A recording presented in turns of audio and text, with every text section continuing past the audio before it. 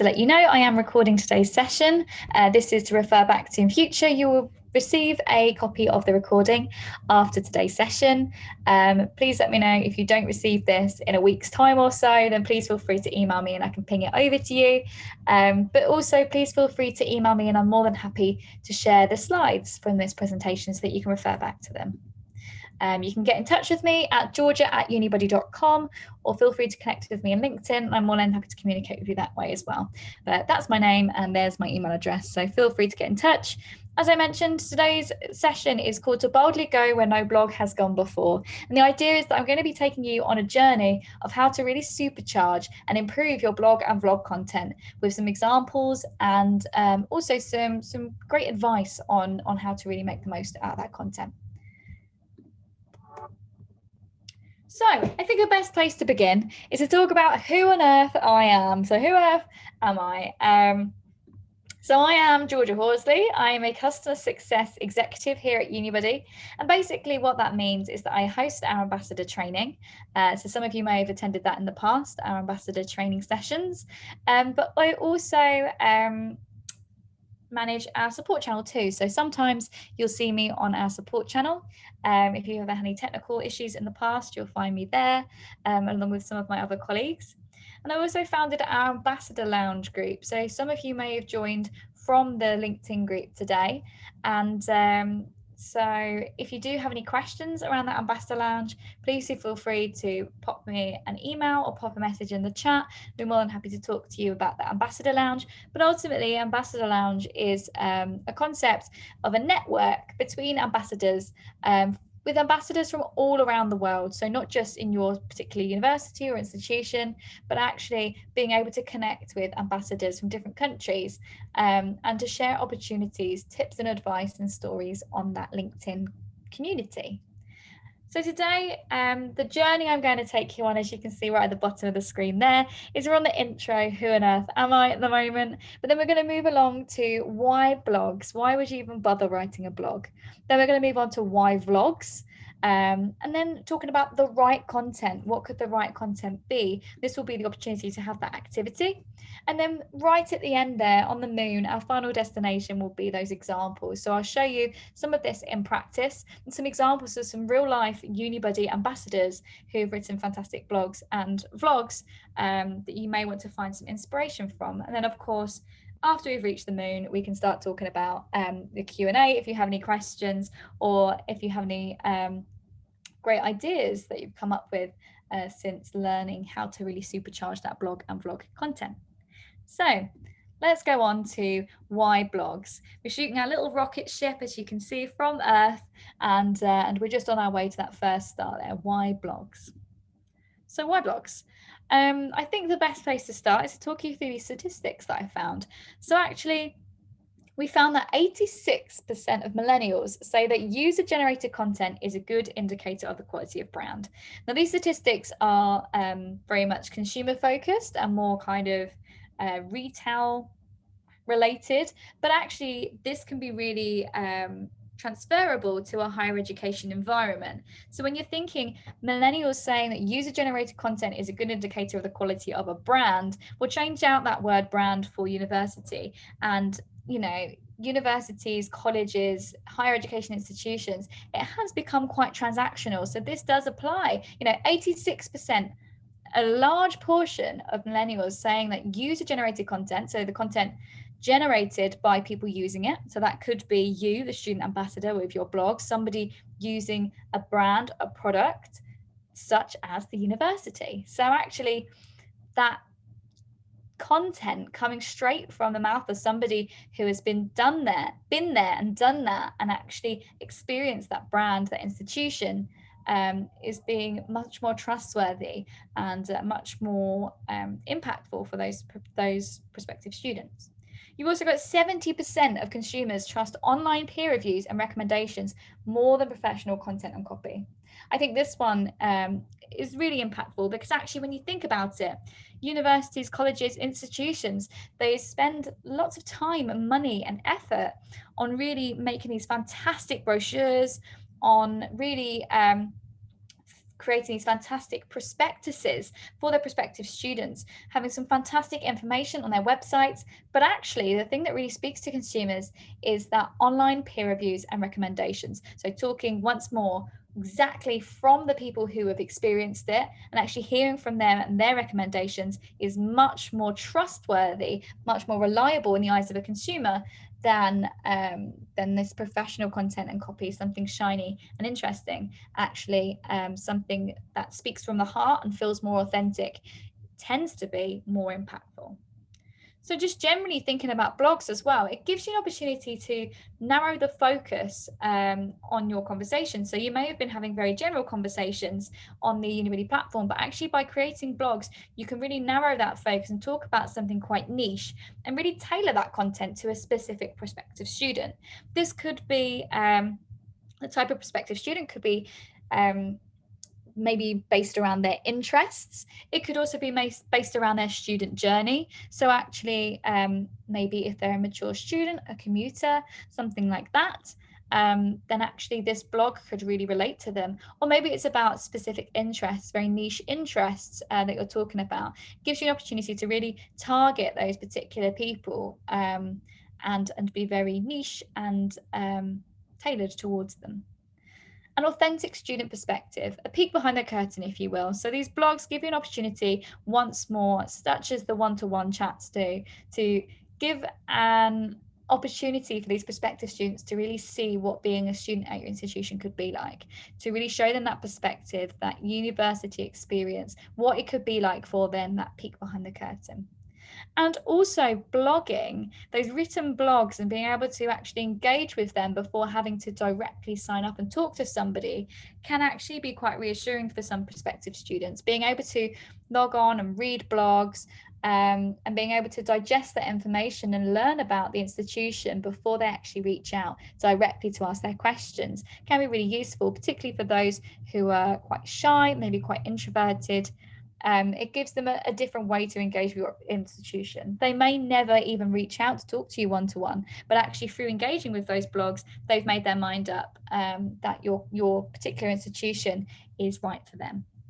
So some things to think about in regards to blogs, why we do them, and really the impact they can have. So that opportunity to look into a niche, a tailored, specific sort of area, and a specific type of audience, that authenticity and relatability that comes from a blog, and also that opportunity for that passive engagement and not that scary reaching out one-to-one. And of course, those numbers speak volumes there, showing that actually those peer reviews, those recommendations, that stories coming straight from the mouth of somebody who has experienced it is so much more impactful than some shiny content. Why vlogs? So moving on from blogs, what about vlogs? So vlogs are a video blog, but why would we use those over blogs? So this is something to consider. Of course, vlogs, they carry all the benefits of the blogs that I just spoke about. But there's also some additional. So when we're thinking about vlogs, we can think about the human connection there. So in a written blog, of course, you've got some fantastic content. And if you are a fantastic wordsmith, then you can really engage people and you can really create a connection with the reader. But vlogging just has that extra aspect to it, where when you see a person's face talking to you, talking at you, it feels much more human, it feels authentic in a sense, and you get that human connection. It feels like that person is talking directly to you. There's also the aspect of personality, authenticity, relatability when you watch a vlog. When you watch a vlog, you can tell that person's personality maybe by the clothes that they wear, the way that they express themselves, their body language. Your personality shines through when there's a vlog, and this may be harder to achieve through a written blog. Authenticity, relatability, authenticity. It's much easier to trust somebody when they're talking to you because you've got those other cues, you've got facial expressions, you've got tone of voice, different things like that, which really tell you whether or not this person believes what they're saying. If they're trying to sell you a university, are they being authentic, or can you tell the difference? And relatability, having somebody sit in front of you talking, you're much more likely to relate to them, to connect with them on a person-to-person level, rather than it being some words on a screen as such. For lots of you, I'm sure vlogs are part of your, leisure time, part of your entertainment. Vlogs really are entertainment in the modern age. A lot of people like to engage with vlogs on YouTube, or maybe even short kind of TikTok lives and things like that. We love absorbing content that other people are creating. We love feeling that sense of connection with somebody online. And we like to feel involved. So that entertainment in the modern age of vlogging is there. So go to where those prospective students are. If the prospective students are the ones watching those vlogs, then it makes sense to try and create those vlogs and to really tap into that interest, into that entertainment that they're already engaging with. And building that trust and reputation, as I said, all those different cues which show you that somebody is really speaking from the heart and speaking truthfully. You can see those on a vlog. If somebody's saying, oh, this university is great, then you can tell that they don't really mean it. But if somebody's really talking about, oh, I love this university, it's absolutely fantastic, you can sense that passion, you can sense their actual attitudes towards their institution, and that builds that trust with the watchers, the audience. And of course, reputation as well. If somebody searches for your university on YouTube, for instance. So when you upload a vlog on Unibuddy, you have to upload it to YouTube first, and then you paste the link into Unibuddy. So basically, you're uploading it to YouTube.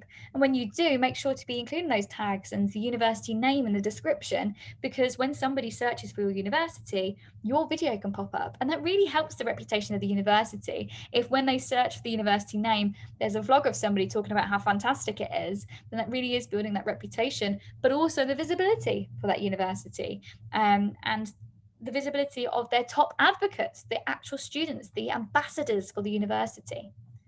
Some more statistics for you here regarding blogs. So videos that appear on social media networks generate 1,200% more shares than text and image content combined.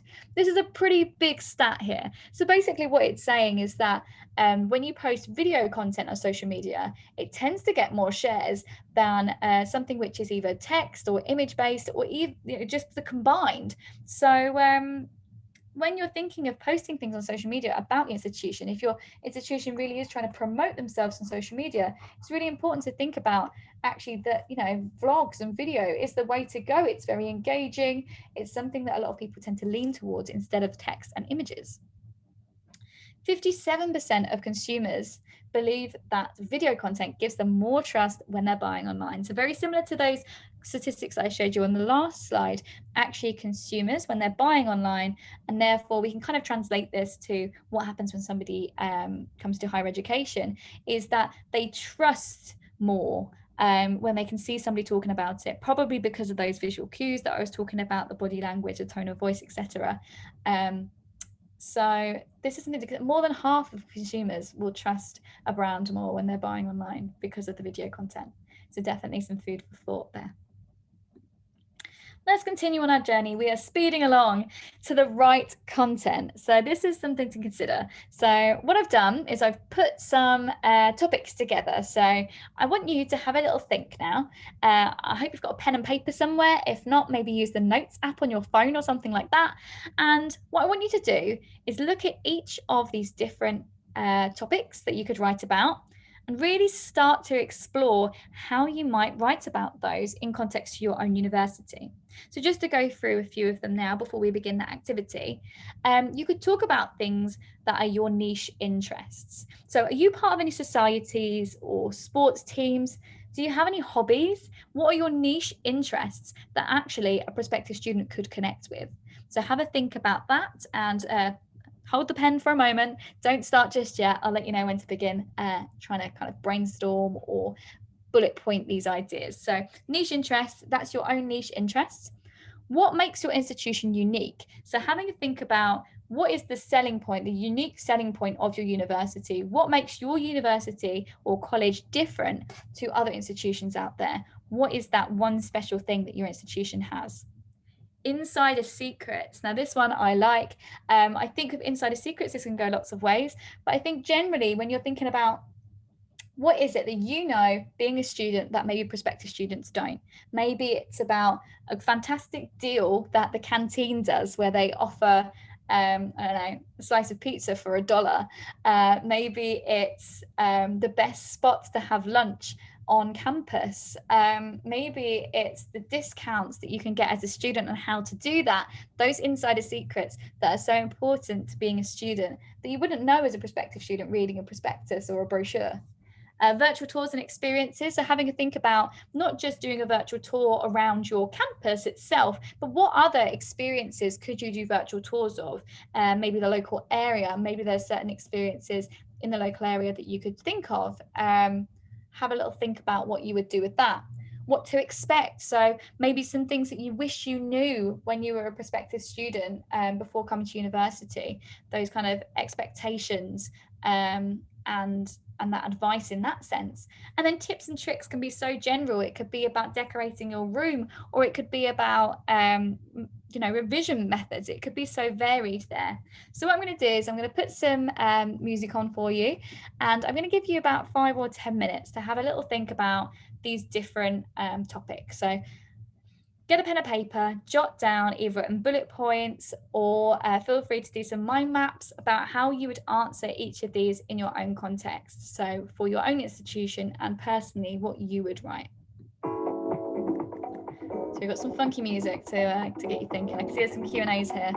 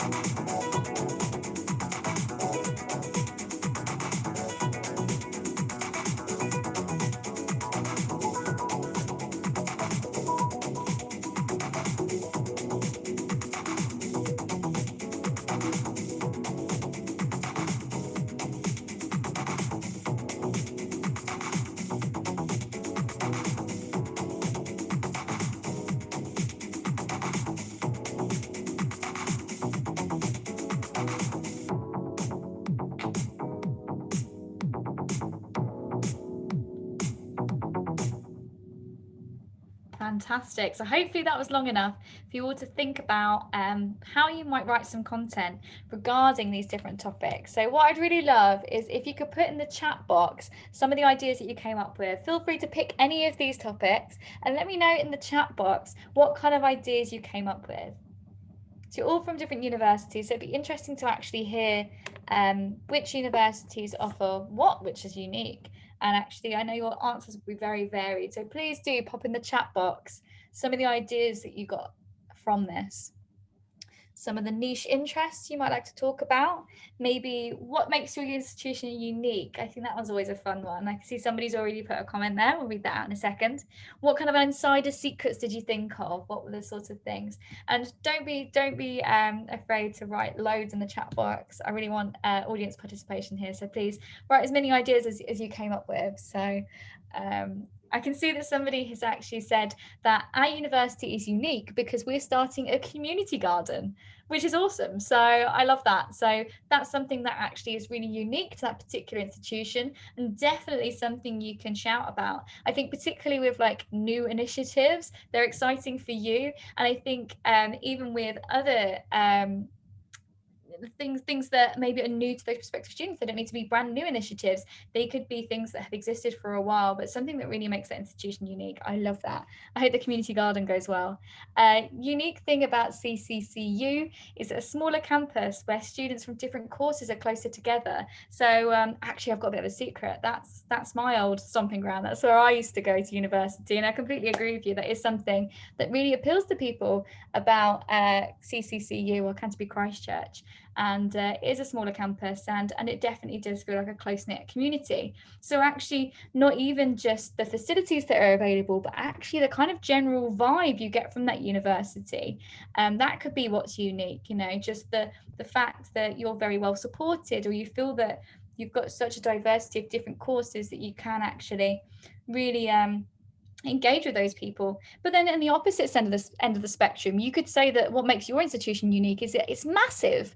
And actually, that's what's great about your institution, is that it's so big, that you've got such a variety of course, and you've got so many students that actually that's your benefit. That's what makes you unique. I see somebody's put Insider Secrets: food court menu and prices, student discount in clothes shops, rail card for those that need to travel a lot. So that's really great. Yeah. So favorite restaurants, small coffee shops. I love it. I can see somebody's a little bit hungry there. Food court menu and prices, student discount. Yeah. So really, talking about in the UK in particular, you can get something called an NUS card. And some prospective students don't know about that. So you could talk about actually, did you know that if you get an NUS card, you can find out about this? Or actually, even in the UK, you have something called Uni Days, and all you need is an actual student ID card. You don't even need to purchase the NUS card, and it just means that you get discounts and extra things. Same with the rail cards. Yeah, absolutely. So you can get a student rail card, certain places, particularly in the UK, I know that's available. Favorite restaurants, small coffee shops. I love that. That's something that is actually quite a popular blog of a lot of people, is to talk about those independent coffee shops. Where do you like going to get coffee? Where has a good vibe? And all of these that you're talking about could lend themselves to written blogs, but also vlogs as well. So you could do a vlog about your community garden and show them all that you're growing, and the kind of once in a day, get this experience of what it could be like if they were part of it with you. Similar thing with this smaller campus, you could show them how close-knit the campus is. Oh, look, here we've got what course are you on, interviewing students and saying, what course are you on? Oh, you do drama and you do science, and look, we're all sitting together. Obviously get their permission first before you start shoving a camera in people's faces, but I think that would be a really nice blog, talking about how everyone's together. And those insider secrets, yes, you could literally go into the food court with a camera and be like, look, this is all the food. You could even do a review. That would be fantastic. You could sit and actually get a few friends together and order different dishes from your school canteen and review them there and then. Or you could do the same with those kind of student discounts, talk them through it for a vlog, or those restaurants and coffee shops, once again making sure you get permission first, but I can't see that being an issue. But also these can be written blogs. I think they all lend themselves nicely to written blogs too. So it really is what you feel comfortable with. But obviously we understand the kind of benefits of those vlogs, those video blogs, and what they can offer too. I've seen there's quite a few questions in the Q&A. What I'm going to do is I'm going to come back to them because they, yes, so I want to get through some examples in a moment as well. But there's one more thing somebody said about University of York. The University of York has, last I checked, the largest plastic bottomed lake in Europe.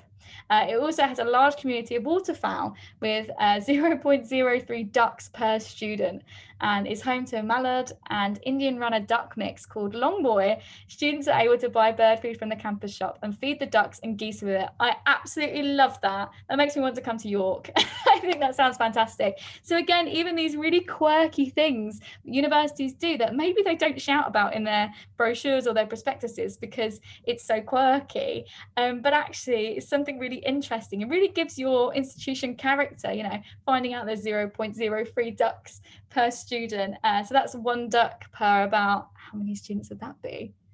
Oh gosh, quick maths. Is that 30 students? I don't know if that's awful maths I've just done. But I think, yeah, around 30 students would be one duck, I think. please feel free to correct me there. But I think that's fantastic, you know, really talking about those quirky things that you know as a student that you would have no idea of as a prospective student. Fantastic. Thank you so much. So moving on to those examples, now we're on the moon, we're on the home stretch, and I wanted to talk about some out of this world content for you, and really show you some examples of those topics that we just discussed in action with real life Unibuddy ambassadors. So niche interests. So here's some examples of that. In the center, you've got the societies one that I spoke about. This seems like a quite straightforward approach. You know, a niche interest could be something that you would pursue in a society or sports team. So here, the Geography Society, and this person's really exploring what the society does. And there's a lovely picture here that shows them all smiling and having fun and really kind of promoting that. On the far left, you can see somebody's actually done a blog post about easy to take care of plants. And I think it's fantastic because this is such a niche interest, but actually a really interesting read. There will be prospective students who are thinking, how can I decorate my room? I'm going to be moving away from home. I want to make it homely. I love the idea of having plants, but I don't think I'll be able to keep it alive for longer than a week. Well, actually, this blog would be a really nice, easy read for them to really learn how to take care of plants and to know which ones to purchase for their dorm room.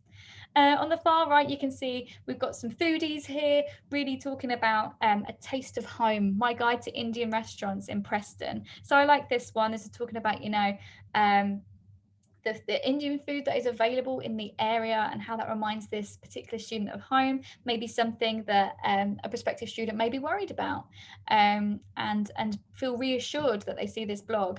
And similarly with this brunch spots in Utrecht, once again, another fun kind of favorite restaurant, coffee shop type blog, but just talking about, you know, the spots that they recommend and feeling like this is advice that you would get from a friend or a family member who's been to that institution before, that insider scoop, if you like. So they're just some examples of niche interests, but of course, some of the things that you spoke about could also be incorporated into that.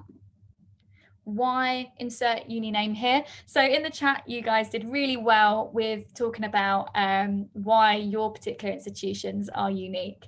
But here's some examples of how you might want to do that. So we've got the choice really between different courses and different universities. So somebody on the left here has actually done why I chose musical theatre. So actually talking about their specific course and why they decided on their specific course. But you could also do why you chose that university, what makes your university unique or what makes your course unique. 3 reasons I chose Leicester. So that's really talking about the city that the university's in and why they chose it and what made them feel drawn to them. Why I chose UCLan and how I made my course choice. So this one kind of combines the two, talking about why UCLan. Maybe it's something really unique and quirky, like they've got loads of ducks, or maybe it's something to do with a close-knit community, or maybe it's about the food. As we've mentioned, you know, this could be anything. So why did they choose UCLan and what was their course choice as well? Why did they make their course choice? So that's just some ways that you might want to structure that particular blog or vlog post.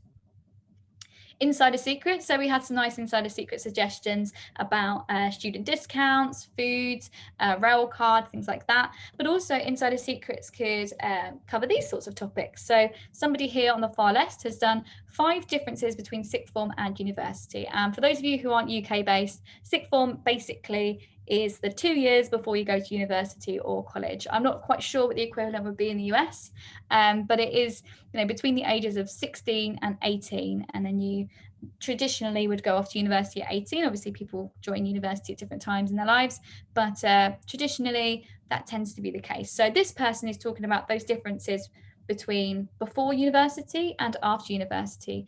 And I think this is really nice, insider secret, in the way that it's very reassuring. It's something you wish a family member would tell you, or a friend who's been through it. You know, if you had an older brother or sister, they could tell you, oh yeah, well, just remember the difference between sixth form and university is this, this, and this. And, you know, if you're somebody who doesn't know anybody who's been to university, this is something you might miss out on. So actually it's really nice that these prospective students are able to engage with that through your blog or vlog. The next one's a little bit cheeky, 10 things not to do during Freshers Week.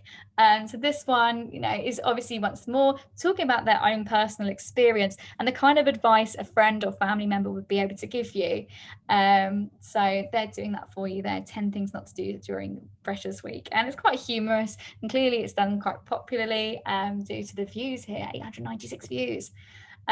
This one I thought was really touching, really nice, and could be quite personal.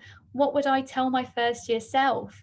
This could cover things like the worries that they had when they first joined, lots of advice, thinking retrospectively. What would I tell my first year self? I'd probably tell them that you will make friends, it will all be fine, you'll find your people, and lots of things, talking about those worries that prospective students generally have. And this last one I thought was quite funny, learning Dutch, the elephant in the room. So this was an international student coming over to Utrecht University, and they couldn't speak Dutch. And this whole blog kind of talks about it quite a humorous way about how they're going to learn to speak Dutch and how they got on with it.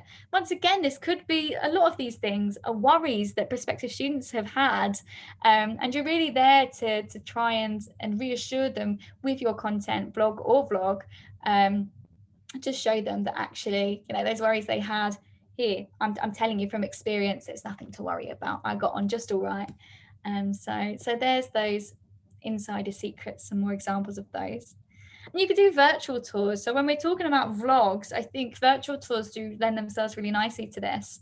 On the left-hand side, you've got a room tour, particularly if you're not able to get out on campus at the moment, and you're just in your room, then actually these room tours can be a really nice thing to do. Obviously, make sure it's nice and tidy before you do your room tour, because everyone's going to see all of the stuff in your room. But this feels like an invitation into that student life. It makes you can try and start picturing yourself in that room. And what I quite like about this is it does feel personal, and it gives the opportunity for those prospective students who can't come to campus, those prospective students who either can't afford to come to campus, or maybe they're not able to because they're in a different country, or maybe because of, obviously at the moment, COVID restrictions and things like that. So actually being able to show them around your room without them having to come to campus can be really valuable for certain people who can't come to the campus. You've also got some more examples of virtual tours there around the campus. So you've got a tour of the languages department. So you could be really specific and talk about things that are specific to your course or specific to your department. So this one's, it looks like a section of the library, that's the languages department. But I think that's really valuable for those prospective students, once more, who can't get out and have a look, to be able to kind of be toured around. You've also got these last two, these a day in the life of a languages student and a day in the life of an architecture student. What I like about these ones are these particular students couldn't get to campus. So these are student ambassadors who weren't able to get on campus. So what they've done is they've used these 360 pictures that their university have to show you around in a virtual tour. So they've walked around the university on the virtual tour, and they've just screen recorded, or I think they've used Loom, it looks like. So that's something you could do. And if your institution, your university or college, they don't have 360 photos, then you could always do this in the local area. You could do it on Google Maps or something, where you actually walk around the local area and show people the places of interest without even having to step foot in the city centre. Or of course you could, if you live locally, you could even go out and show them in a vlog. So lots of opportunities here for that virtual tour, and it doesn't necessarily mean that you have to go out and film them. You can be doing it from the comfort of your own home, and potentially using Google Maps or those 360 images of your campus. Sometimes on Google Maps you can even get on campus. Obviously it depends how open your campus is, whether it's got roads and things like that. But that could be quite interesting too, make the most of what you've got and what is available to you. What to expect. So here are some more vlogs around what to expect. Once more, very tips and tricks, very much advice orientated, how to pay for everything yourself as a foreign student. So that one again really talks about things, tapping into those worries those prospective students might have. changing direction, returning to university for master's study. So this person has come back to university. What drew them to that decision? Maybe someone, a prospective student sitting on the fence wondering whether or not to come back to university. This vlog would really help them, as they can hear about what it was like, what that experience was like. Societies I'm a member of and why I enjoy them. I think this is a nice one. It looks like this girl, I mean, in all of these, they're just sitting there talking to the camera, and that's what's really nice about it. It's very personable. It feels like you're connecting with them. Additional languages at university. So this girl on the far right, she's learning British Sign Language and also Russian at the same time as her course. So talking about those opportunities that are available when you come to the institution, which maybe you wouldn't have been aware of unless somebody told you about. So really what to expect when you come to that university, telling your stories, sharing your experiences through the form of a vlog can be really effective. And these tips and tricks, here are just some kind of random vlogs and blogs that I found, which I thought were really quite fun. You know, there's always emphasis on these blogs and vlogs to make them fun, to make them engaging, and to make them something you would want to read or you would want to watch as a prospective student. Easy way to decorate your room. So this one kind of links in a bit with the easy to look after plants. But if you're an international student, or maybe you were moving far away from home, actually, you might be a little bit stumped on how to decorate my room. You know, I don't know what stores I would go into, things like that. And actually hearing from a current student about where they recommend and what sorts of decorations you're allowed to put up and things. Obviously, some universities have rules about blue tack or you know, sticking things up on walls and push pins. Advice for new starters moving to London, once more really tapping into those worries and concerns that those prospective students have, being able to reassure and help them with that, and things that advice you would receive from friends or family. Excursions from the University of Reading, 25-minute drive from the university. I really like this vlog. I think it's really well done. What this person does is they basically they start at the campus and then they drive for 25 minutes away from the university, and they show you what's in the local area. I think at one point she's on a boat, so it's really kind of exploring, feeling like you're there, feeling like you're part of that particular institution, and that you're on campus and that you're seeing for yourself what it would be like. And I think this is particularly valuable for those who can't get onto campus for whatever reason that might be. Then the top right here, online games to play with your friends during lockdown. So obviously this one's very topical. This was particularly, I think it was during the first lockdown, this person wrote this particular blog, but I like it. I think it's, you know, another worry that people might have joining university or joining college at this time is, how will I make those connections? How will I make friends still if this lockdown is still going on when I join? So actually feeling reassured by seeing that, and actually those suggestions on how to still make friends during such an unusual and uncertain time. And if vlogs isn't your kind of thing, or maybe you're kind of thinking about it but you're not sure, what I really like about this particular institution was they did these intro videos. So actually for some of these student ambassadors, this was the only vlog that they've done, and otherwise they've just composed written blogs, which work really well as well. But what they've done is they've filmed these short, literally it can be a few minutes long, introductions about themselves. So you can see here they say like hi, what their name is, what they study, where they're from, what they enjoy about Otis College, this one is. And I really liked this because it kind of gave you a glimpse into who these people are. Even if they don't create vlogs again and you're reading their blogs, you can remember, oh, I remember what Ray looked like. I can put a face to a name, and I can really engage with this person who's written this blog because I remember them. I know how they look. I know how they talk. I'm reading it with them in mind. And I think it just adds that human element to your written blogs by at least introducing yourself in a vlog. And that's it for my examples. So hopefully you found that valuable. I am going to have a look at the Q&A now, because I can see some people who have got some questions.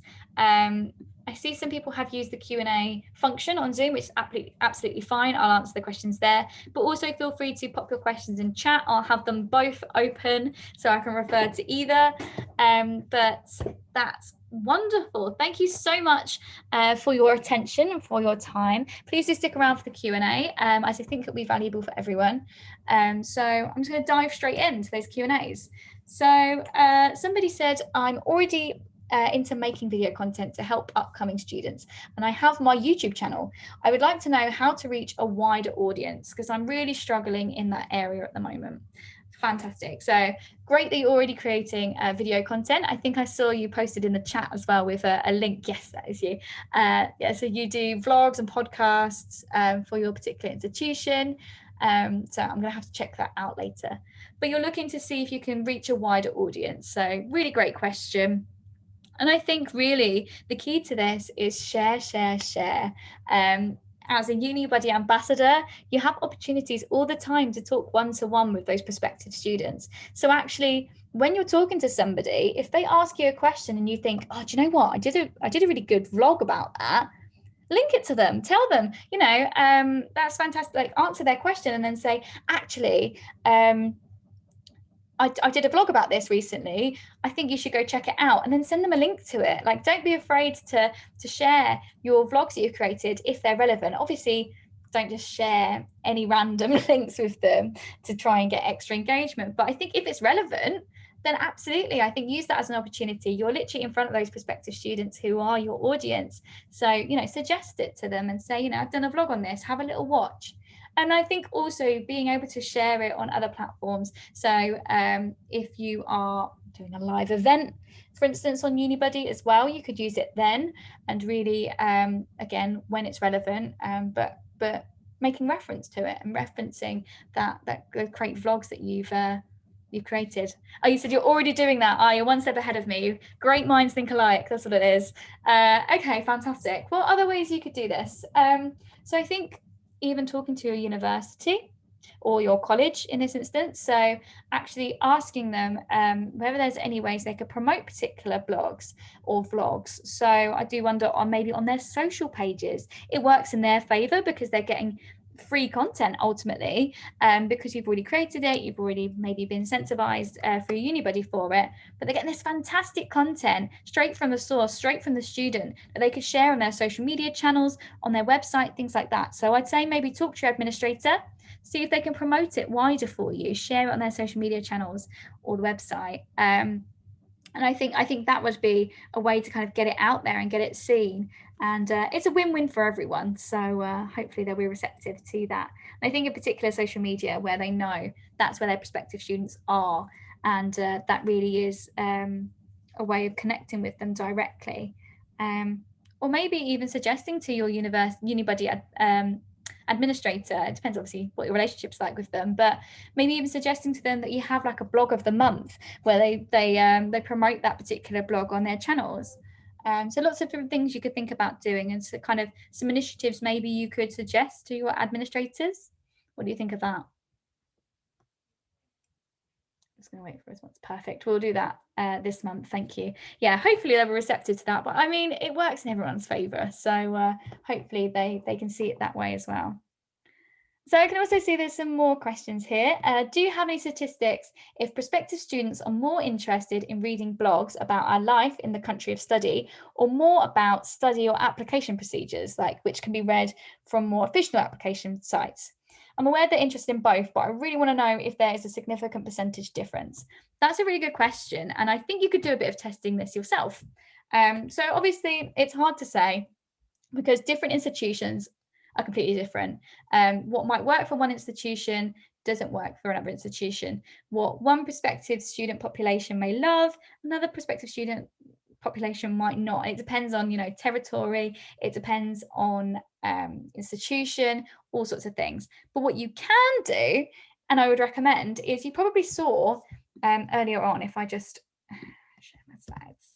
There we go. So actually on these blog and vlog posts, you can see in the bottom hand corner how many views you're getting.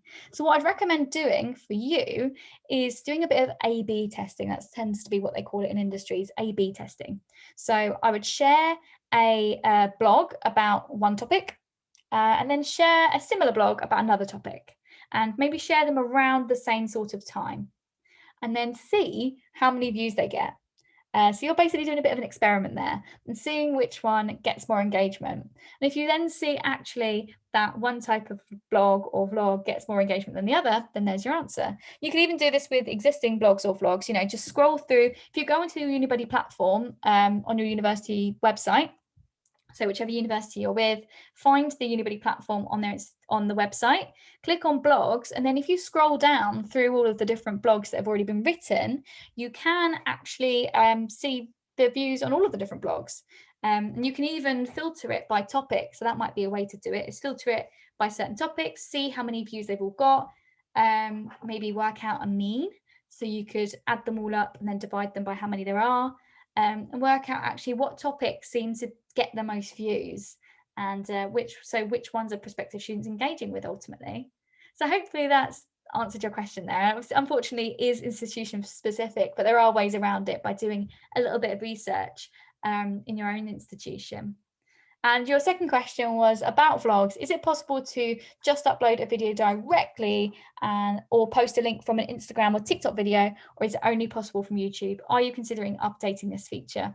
Currently, it's only from YouTube. So you have to upload the vlog to YouTube and then you get the URL and then you paste that into Unibuddy. Currently, that's the only one we do.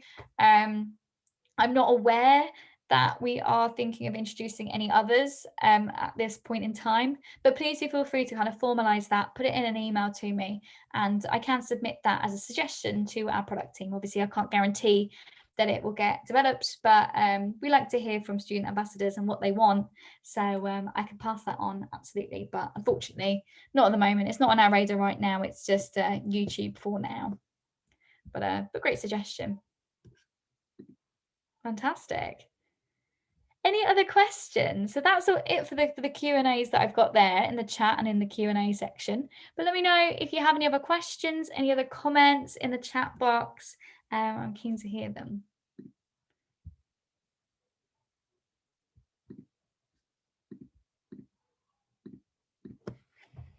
Fantastic. So let me know.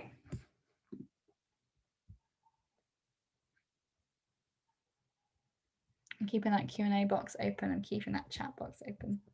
But yeah, any other, hopefully I'm hoping that the content that's been covered today has been helpful in at least giving you a little bit of inspiration on what you might like to talk about, might like to write or video, create vlogs about.